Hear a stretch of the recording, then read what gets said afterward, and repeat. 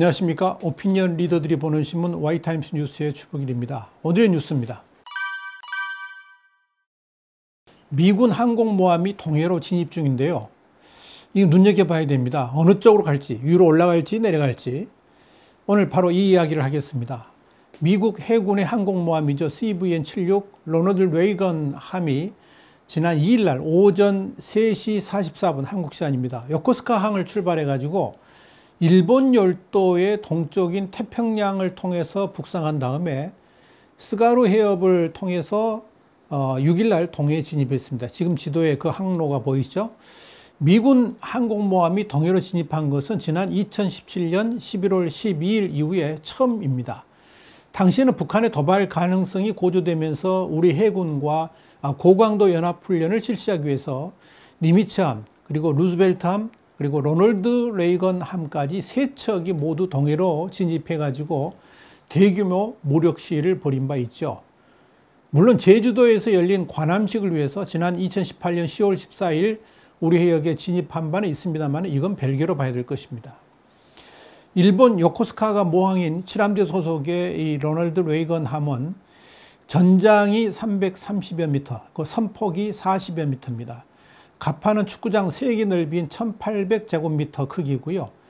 배수량은 10만 2천 톤급이라고 합니다. 승무원 5,500명이 탑승하고 있습니다.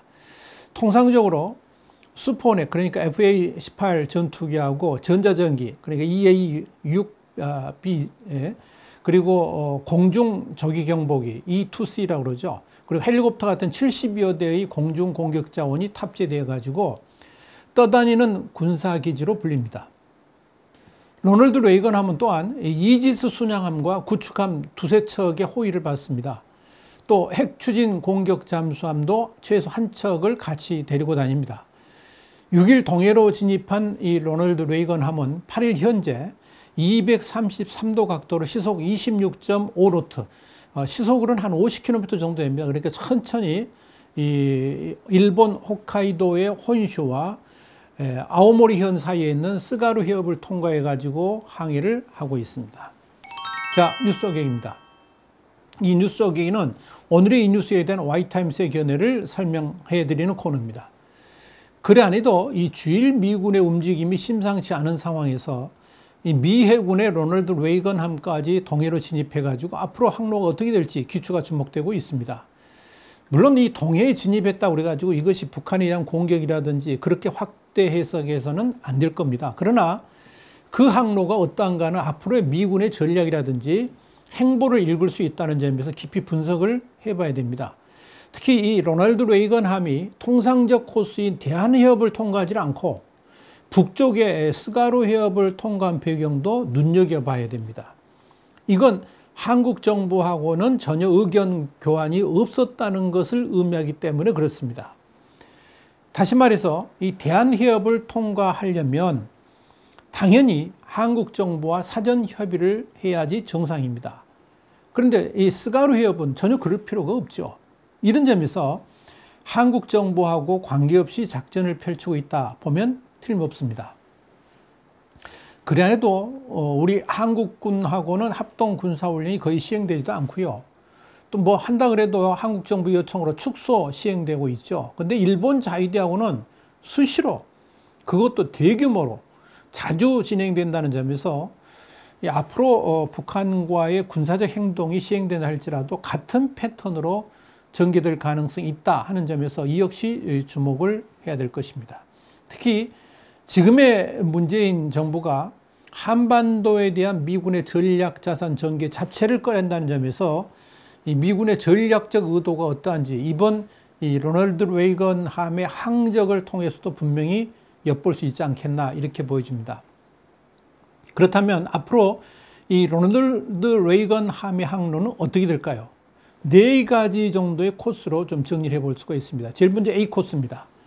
우선 이 러시아의 블라디보스톡 앞 공해상까지 진출하는 코스, 이게 바로 A 코스입니다. 그 다음에 B 코스는 울릉도 동북방 해상까지 진입해 가지고 기동훈련을 할 수도 있을 겁니다. 그 후에 오던 항로로 되돌아가거나 일본 열도 서쪽으로 남하는 코스, 이렇게 잡을 수도 있을 겁니다.